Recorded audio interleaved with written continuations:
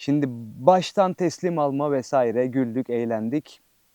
Artık birazcık Himalayan'ı konuşmaya başlayalım. Himalayan'ı konuşmaya başlamadan önce bence Royal Enfield hakkında birkaç bir şey söylemek lazım.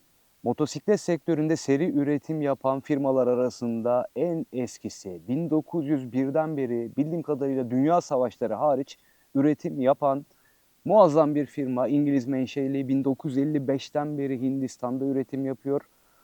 Bunun için önemli. Bu kadar uzun zamandır üretim yapan bir firmanın motorlarıyla ilgili bir kere kafanızda soru işareti kalmıyor.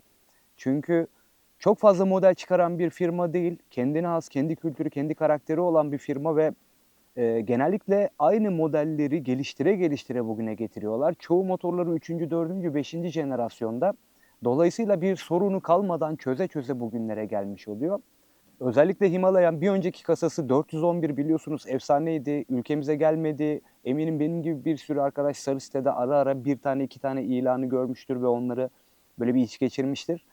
Şu anda resmi olarak Türkiye'de temsil ediliyor. Car tarafından, Kibar Holding tarafından, büyük bir firma tarafından. Bunları zaten iyi kötü biliyorsunuz ama ben de ufaktan bir değinmek istedim. Şimdi tasarımla başlayalım. Tasarım niye önemli? Bahsettik. Neredeyse 100 küsur yıldır üretim yapan bir firma ve gerçekten oturmuş bir tasarım dili var. Bu benim için çok kıymetli. Bir bütünlük arz ediyor ve tasarımlarında baktığınızda kasalar arasında çok marjinal değişiklikler göremiyorsunuz. Tasarımda genelde zamansızlığı baz alıyorlar. Ben aslında özellikle Himalayan'ı birazcık Mercedes G kasaya benzetiyorum. Bildiğiniz gibi o da yani 60'lar 70'lerden beri aynı kasayla üretiliyor ve çok ufak tefek değişiklikler dışında tabii teknolojisi vesairesi değişiyor ama genel anlamda zamansız bir tasarımı var. Hala çok iyi. Aynı şekilde Himalayan'da hala çok yakışıklı, hala çok güzel. Dediğim gibi bir önceki kasasından majör bir tasarım değişikliği aslında yok. Baktığınızda yine bunun bir Royal Enfield olduğunu anlayabiliyorsunuz. Ben tasarımı çok deşmek istemiyorum. Bu tamamen kişisel bir konu. Ben beğeniyorum, başkası beğenmez. Ama birazdan detaya indiğimizde tasarımla ilgili artıları eksileri yine konuşuruz. Konforundan bahsetmek istiyorum. Şimdi beni ilk defa bu videoyla izleyen arkadaşım, hoş geldin bir kere. Eğer kafanda Himalayan almakla ilgili bir niyet varsa çok doğru bir kanaldasın. Bundan sonra bu kanalda Himalayan'la ilgili, Himalayan 450 ile ilgili çok fazla paylaşım olacak, turlar olacak, arazi sürüşleri olacak. Belki aksesuarla ilgili videolar olacak, olacak da olacak. Ben bir önceki motorum CRF 250 Rally'ydi, yeni kasa. Hatta onunla bir Verev adında Türkiye turu yaptım. D915 Soğanlı Geçidi, Karanlık Kanyon, Kemaliyeliler Taşyolu gibi bir sürü motosikletçilerin hacı yollarını geçtim. Bunu niye anlatıyorum? Ben CRF'nin orijinal selesiyle Türkiye'yi gezmişken Himalaya'nın selesi benim için alevülala. Ben tahtaya oturuyordum. Ben bindim filan böyle hani konforu bana çok tatlı geldi. Bir de dediler ki bunun bir de konfor selesi var dedim ben. Ben hak etmiyorum o kadar da. O geçişe hazır değilim. CRF'den sonra çok konforlu, eltli, bayağı böyle dolu dolu bir selesi var. Selenin şöyle bir güzel tarafı var. Standart ayarda 82,5 santim geliyor. Altından 2 tane tırnakla 84,5'a artı 2 santim çıkarabiliyorsunuz. Bu çok pratik bir şey. Boyu uygun olana da olmayana da bir imkan tanıyor. Konfora devam edelim. Çok sorulan sorulardan biri titreşim. Abi titreşim var. Titreşim var ama sen hangi motordan buna geçtin? Şimdi ben CRF'den geçtiğim için yani beni rahatsız eden bir durum olmadı. Benim bir önceki motorum da zaten titriyordu. Ama Goldwing'den geçtiysem bu motor titriyor abi. Tek silindir. Titrediği kısımlara bakacak olursak orayı biraz daha detaylandıralım. Motor torka bindiği an, torka ihtiyacın, güce ihtiyacın olduğu an titriyor abi. Ama ne zaman ki motor rölantisini buluyor, yürüyor, özellikle 6. viteste 115-120 kilometre gibi hızlardan sonra çok stabil, çok tatlı bir hale geliyor. Bunun için soruyorum. Eminim birçoğunuz bunu uzun yol yapmak için, seyahat için de kullanacaktır. 120'den, 115'ten sonra, hatta birazcık daha aşağı çekilebilirdi belki ama 115-120'den sonra çok konforlu bir hale geliyor. Konfor konuşmuşken süspansiyon konuşmadan olmaz. Bu motorun 2 tane özelliğini çok seviyorum. Biri frenleri, birazdan geleceğiz. İkincisi konfora ek olarak süspansiyonları. Ya ben burada çok böyle teknik acayip bir şeyler anlatmayacağım. Onları zaten anlatan anlattı. Ulaşması çok kolay veriler. Oralara girmiyorum. Süspansiyonlar Showa. Bu niye önemli? Zaten bu sektöre iş yapan 3 tane 4 tane çok iyi firma var. Arazi iddiası olan bir makinenin süspansiyonu çok önemli. Baktığımızda 43 milimlik Showa amortisörler var. 200 milimetre travel aralığı var. Arazide ben iddialıyım mesajını kağıt üstünde zaten görüyoruz. Baştan yetersiz gibi geliyor. 200 milimetre yani biraz orada biraz burada ama çok güzel bir ayar var. Bu arada ön süspansiyon ayar yapılamıyor. Arka süspansiyonda ayar var. Burada çok güzel bir detay var. Amortisör kapanırken çok böyle tatlı sert tarafta kapanıyor. Yani böyle yumuşacık, iğrenç bir yumuşaklığı olan amortisör gibi değil. Tatlı sert tarafta kapanırken reboundı geri dönüşü inanılmaz hızlı. Ya bu avantaj ve dezavantaj olduğu yerler var ama arazi için konuşuyorum. Çok keyifli bir ayarı var. Arkada ayarlı bir süspansiyon var. Benim size tavsiyem eğer arazi sürüşleri yapacaksanız direkt en yumuşağı alın. Çünkü sert hamurlu bir lastik var ve motor karakteri de bir tık tatlı sert tarafta. Özellikle ben CRF'den geçtiğim için bilenler bilir süspansiyonu çok çok yumuşaktı. Lastik tatlı sert tarafta. Bir de arkayı ortalarda bir yerde bırakırsanız muhtemelen arazide balon gibi seke seke gideceksiniz. Süspansiyonları kapatacağım. Süspansiyonlarla ilgili durum bir tık kişisel çünkü. Şunu söyleyebilirim, çok güzel viraj yapıyor. Acayip stabil. Yani limitlerine ulaşmak neredeyse çok basit ve o limitlerde asla sizi tereddüt ettirmiyor. Bunu rahatlıkla söyleyebilirim. İyi kötü introda izlediniz girdiğimiz çıktığımız yerleri. Oralarda da çok konforlu. Şimdi buraya kadar gelmişken bir tık lastiğe değineceğim. Lastik Seat Jet, nasıl okuyorsanız, marka bir Hindistan menşeili lastik. Hiçbir bilgim yoktu satın aldığımda. Bu arada motor 900 küsür kilometre, 1000 kilometrelere geldi neredeyse. Fikir vermesi açısından söylüyorum. Hiç bildiğim bir lastik değildi. Baktığınızda ilk hissiyatınız sert bir lastik oldu. Sert hamurlu bir lastik var. Bunun bir avantajı bir dezavantajı var. Birincisi çok uzun ömürlü olur. Yani muhtemelen 15-20 bin çevirirsiniz. İkincisi sert olmasının dezavantajı ise geç ısınıyor. Bunu da size hissettiriyor. Yani bir 10 dakika 15 dakika gerçekten iyi ısıtılmak istiyor. Ondan sonra gerçekten tutuşu değişiyor. İyi ısıttığınızdan sonra asfaltta özellikle kuruda muhteşem. Eğer ben asfalttan tur yapacağım, ara ara araziye de girerim vesaire diyorsanız çok yeterli. Peki nerede sıkıntı var? Bir kere araziye girdiğinizde üstünde yazan değerlere göre 32-32 hava basmanız gerekiyor. Araziye girdiğinizde net söylüyorum balon gibi sekersiniz oradan oraya. Ben önce hiçbir ölçüm yapmadan yavaş yavaş indire indire kendi optimum değerimi bulmaya çalıştım. Ben 65-70 kilo bir adamım. Buradan baz alabilirsiniz. 1.75 boyundayım. Benim tamam ya budur dediğim ayarı ölçtüğümde ön arka ortalama 18 civarı çıktı. 16-18 gireceğiniz araziye göre lastik basınçlarını düşürürseniz ve arka amortisörü de tamamen yumuşattığınızda birden karakter değişiyor. Arazide gerçekten keyif veren bir hale geliyor. Üstündeki lastikler arazi lastiği değil. Yani tahminimce %20 arazidir, %80 yoldur. Araziyi de açacak olursak herhangi bir stabilize yolda, toprakta vesairede çok rahatsınız. Taşta, toprakta biraz daha işler sertleştiğinde ayarlarınız iyiyse, biraz da pilotajınıza güveniyorsanız yine çok güzel. Ama iş ne zaman çamura, kara, buza giriyorsa ki şimdi araya insert görüntüleri atarız. Yani hiç güven vermiyor. Orada ya beklentiniz de o olmasın zaten. Çünkü dişli bir lastik değil. Lastik tasarımına da baktığınızda size senin çamurda ne işin var diyebilir. Arazide dediğim gibi çamur biraz sıkıntı yaratabiliyor. Orada ister istemez küp dişi arıyorsunuz. Ben zaten geçeceğim. Bu arada araştırmak isteyen ya da lastik değiştirmek isteyenlere fikir versin. Ölçüler 21-18 değil. Ön 21, arka 17. Ya bu benim tahminimce herhalde ben yolda da varım mesajıdır. Yola da göz kırpıyorum arkanın 17 olması ama arkanın 17 olması şöyle bir handikap getiriyor. İstediğiniz markanın takım lastiğini bulma şansınız zor. Yani ben bayağıdır bakındım geçeceğim. Anlas'ın Capra X'lerini buldum. Ön 90-90-21, arka 140-80-17 sanırım. takım halinde uygun fiyatlı Anlas alabilirsiniz. Ben de ona geçeceğim ama direkt geçmek istemedim. Şu lastiğin limitlerini bir göreyim. En azından şöyle 1000-1500 kilometre çevireyim. Yani ne yapıyor, ne yapamıyor onları da görmek istedim. Geçecek, lastik değiştirecek arkadaşlar için Anlas Capra X'i önerebilirim. Onun dışında yine güzel lastikler var ama birincisi yerli üretim. Anlas'ı seviyorum. Çabuk bitiyor ama fiyat da ona mukabil. Bence düşünülebilir.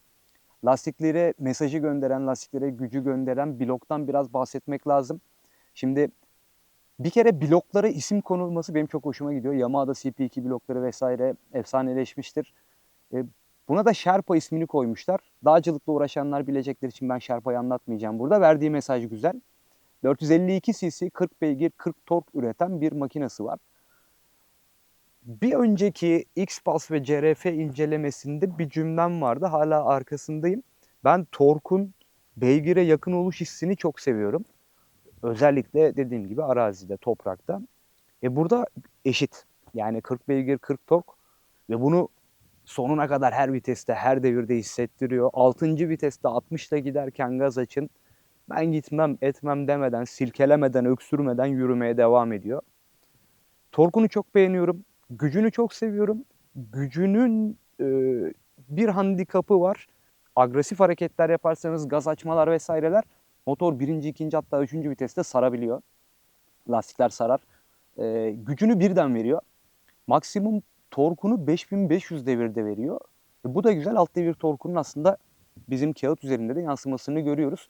Sahada hissettiğimizi kağıt üzerinde de görüyor olmak bizim için güzel bir şey. Blokla ilgili bir şikayetim yok açıkçası. Zaten 24 beygirlik bir makineden 40 beygirlik bir makineye geçmiş oldum.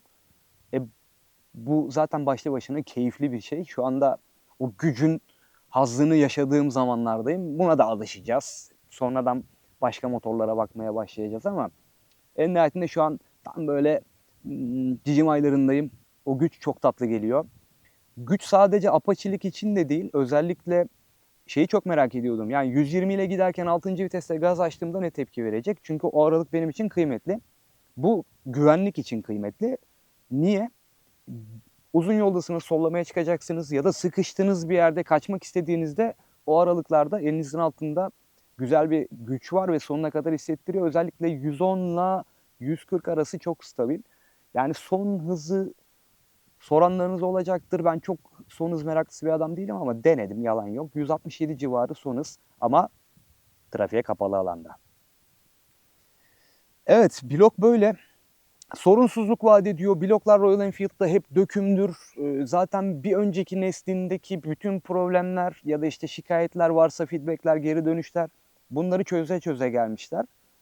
Ya şimdi CRF'den önce X-Pulse'a biniyordum. Hakkını yemeyelim, sağlamlık konusunda hiçbir sorun yaşatmadı. CRF ile gezmediğim yer kalmadı. Onun arkasından bu jenerasyonu devam ettirecek ve motora olan güvenimi sarsmayacak bir model olmalıydı. Himalayan burada benim adıma çok doğru bir tercih. İnşallah o da beni utandırmaz. Sorunsuzluk vaat eden motorlarla arazide tek başına bile gezebiliyor olmak çok keyifli.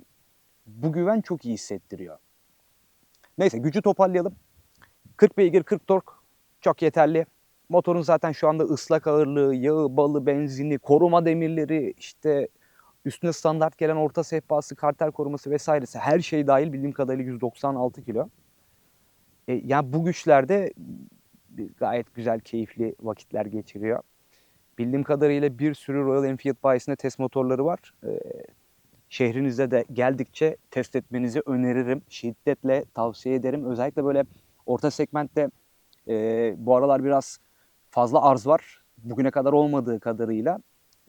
Onlar için de iyi bir alternatif. 2025 yılının Ocak ayının başlarındayız. Şu anda iyi kötü rakiplerini biliyorsunuz. Bir kere ciddi bir fiyat avantajı var. Çok iddialı bir fiyatla girdi. Bu güce, bu fiyatla ve bu kaliteyle ulaşabiliyor olmak bizim için iyi bir şey. Bu videoda herhangi bir sponsorluk, destek vesaire bir şey yok. Keşke olsa da yok. Yani az önce bahsettiğim Anlas da yatırım tavsiyesi değildir. Şahsi fikrimdir. Royal Enfield'la ve Himalayan'la ilgili söyleyeceğim her şey de tamamen benim kendi fikrimdir. Şimdi gücü bir şeyle bağlayacağım. Güçte bir gecikme hissettim ilk başta. Daha önce herhangi bir şekilde elektronik gaz koluna sahip motor kullanmamıştım. Sürekli telli ve tel çektiğimiz sistemde motosiklet kullanmaya alıştığım için ilk etapta bindiğimde güç böyle sanki biraz geç geliyor hissi vardı. E, Orada gaz kolu fazla da dönüyor. Yani bunları bir araya koyduğumuzda bir alışma süreci istiyor. Ama sonra kavradığı yer vesaire oturduktan sonra herhangi bir problem yok. Motorun birazcık teknolojisini konuşmak istiyorum. Bu çoğu kişi için bir etken. Bende o kadar e, karşılığı olmasa da iyi kötü beklentim oluyor. Şimdi teknoloji deyince Himalaya'nın ekranını konuşmamak olmaz. Hatta Himalayan'la ilgili komple bir bölüm yapsak bir YouTube videosu çıkar. Nasıl bağlanılıyor, neler yapılıyor, ayarlar, kişiselleştirme seçenekleri vesaire. Yani ekran dediğim gibi benim için çok elzem bir şey değil. Ama çok meraklısı var. Oynamayı çok seviyorlar. Google'la yapılan işbirliği sebebiyle Google Maps'inizi uygulama üzerinden direkt yansıtabiliyorsunuz. İşte oradan şarkılar değiştiriliyor, bir şeyler yapılıyor filan. Var mı? Var ama orada işin teknoloji kısmına girmişken bir eleştiri yapacağım. Uygulamada yani şöyle bir şey var. Bağlantı yaptıktan sonra telefonunuzun ekranını kilitlememeniz gerekiyor. Haritayı vesaireyi kullanabilmek için ekranda. Ben telefonumun ekranını kilitlemedikten sonra oraya bir telefon tutucu takar, Google Maps açar, oradan da devam ederim. Ama burada güvendiğim bir konu var. Hintlilerin yazılım bu işleriyle ilgili kabiliyetleri ve başarısı. Eminim onlar da farkındadır bunu. En yakın zamanda bildiğim kadarıyla bir güncelleme gelir. Çünkü dediğim gibi tamam var iyi güzel de çok şu anda benim için efektif değil. Teknolojiden bahsedelim. İşte ön arka ABS falan bunlar artık teknoloji diye saymıyoruz. Ne yok? Traction control yok. Traction control yani çok şöyle söyleyeyim ben motosiklette teknolojiyi istiyorum. Her şey olsun. Ama bir şartla. Ben her şeyi kapatabileyim. Ben kapatabileceğim her teknolojiye okeyim abi. Çekiş kontrol sistemi, traction. Olsun abi. Ben gerektiğinde kapatayım. Ön arka ABS. Olsun. Gerektiğinde ben kapatayım gibi gibi. Traction kontrol yok. Ben şey edebiyatını çok sevmiyorum işte. Ya, o erkek motoru gücü elindeyse. Abi 40 beygir zaten yapma gözünü seveyim yani. Böyle bu adamlar bu çirkin sesle tarif ettiğim adamlar ilk ABS çıktığında da böyle dediler. ABS'ye ne gerek var filan. Abi kimse artistlik yapmasın. Yamaha Tenere 2025 kasasında elektronik gaz kolu, sürüş modları ve traction kontrole geçti. Ne oldu? Son kale yıkıldı, değil mi? Ya olsun, kapatalım. Şimdi elektronik gaz kolunun bir avantajı sürüş modları atayabilmişler. Sürüş modları iki tane. Ekonomik mod ve performans modu. Bunlar da kendi içinde yine arka ABS'yi açıp kapatabileceğiniz opsiyonlar sunuyor. Modlar arasında ciddi hissiyat farkları var. Özellikle ekonomik modu aldığınız zaman yani siz cart diye gaz bile açsanız çok sonradan geliyor. Smooth bir şekilde geliyor. Aslında birazcık böyle rain modu gibi düşünebiliriz.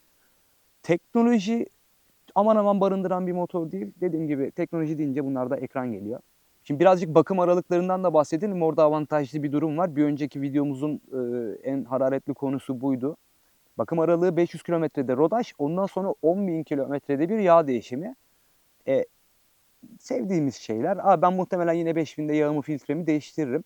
Çünkü genelde devirli kullanıyoruz kendi senaryomuz için. Yani güzel. İşletme maliyeti düşük. İşletme maliyeti deyince bu arada yakıt bilgisi de vereyim. Ben canını ala ala iyi kötü videolarda gördünüz. Canını ala ala kullanıyoruz. Hem asfaltta hem arazide 3,5-4. 4'ün üstüne neredeyse hiç çıkmadım. Birazcık efendi kullanıyorsanız yani 3-3,5 arasında çok rahat bir yere oturursunuz. 10.000'de bir bakımla birlikte az yakan bir motor işletme maliyetleri düşük demektir. Bakım dedik ne diyelim garanti. Güzel bir şey var. Yanlış bilmiyor isem, yanlışım varsa düzeltin. Kilometreden bağımsız 3 yıl garanti. Şimdi bu ne demek? Ya sen istediğin kilometre çevir 3 yıl içinde garantidesin.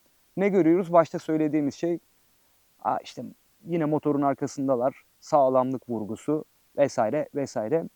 En sevdiğim iki şey var demiştim. Biri süspansiyon, biri frenler. Frenlere ayrı bir parantez açacağım burada. Ön arka ABS dediğim gibi. Brembo'nun Bay Bre frenleri var. Bay Bre için size ortamlarda satacağınız bir bilgi vereyim. Bay Brembo. Yani Brembo'nun orta segment makinalarda kullandığı gayet başarılı frenler. Bugüne kadar Kullandığım makinelerde genelde fren diskleri hep 3,5 milimetredir. Standart et kalınlığı. 4,5 milimetrelik fren kalınlıkları var. 2 piston, yani çok güzel tutuyor. ABS'si çok kararlı. ABS'yi kapatıp kullandığınız zaman da çok güven veriyor. Yani özellikle çamurlu, topraklı yollarda arka tekeri kilitleyerek, ki buna takılanlar çok olmuş, dönmek istediğinizde karşılığını veriyor. Ben frenlerini çok sevdim. Şimdi kaç milimetre bilmem ne, çok hani böyle detaya girmeyeceğim ama dediğim gibi en sevdiğin iki özelliği say deseler hemen aklıma frenler ve süspansiyon gelir. Ee, Benim CRF'deki en büyük problem arka frenin hissiyatıydı, hissizliğiydi daha doğrusu.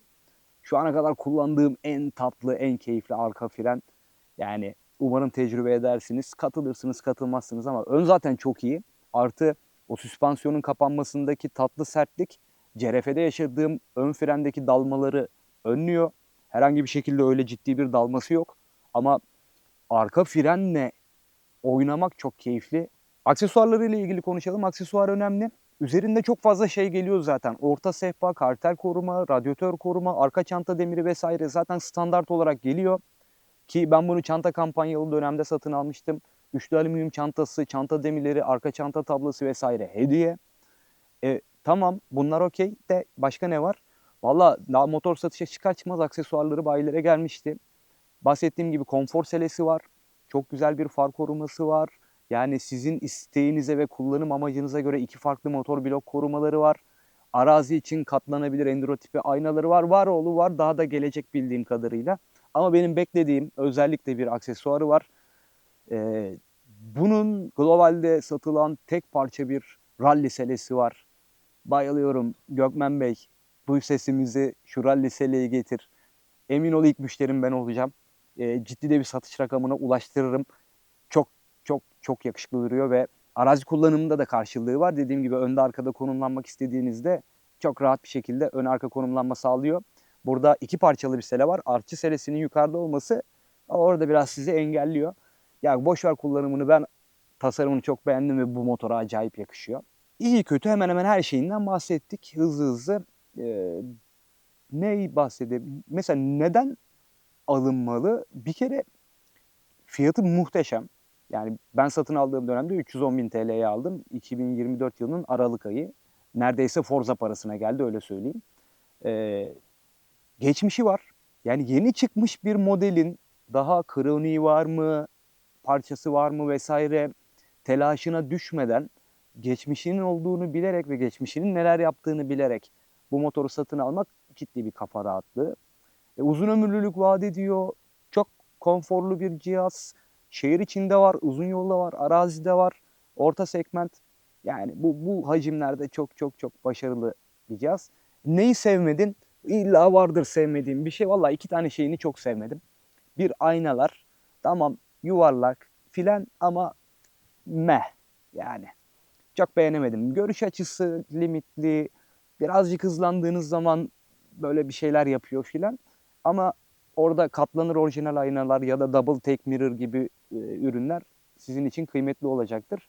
Başka neyini sevmedim? Lastikler. Ya orada bahsettim. Lastiklerin aslında kendisini değil, ben zaten değiştireceğim ama 21-17 olmasını çok sevemedim. 17 orada işte yol iddiamız var, okey. Ama lastikleri değiştirmeye kalktığınızda seçenekleriniz çok azalıyor. Yani genel olarak benden bu kadar. Çok uzun bir videosu olmasını istemedim. Aslında bu zaten böyle bir inceleme gibi değil. Bu motor artık benim. Başta izlediğiniz teslim alma ve ilk hissiyat gibi düşünebilirsiniz. Yarın öbür gün belki uzun kullanıcı deneyimi tarzında yine bir şeyler çekeriz. Zaten biz turlar yapacağız filan. Güzel olacak her şey. Ama ilk hissiyatlarım bunlar. Belki yanıldığım noktalar vardır. Belki bana katılmadığınız yerler vardır. Bunları belirtirseniz çok sevinirim. Bu arada videolarım çok güzel izleniyor ilginç bir şekilde.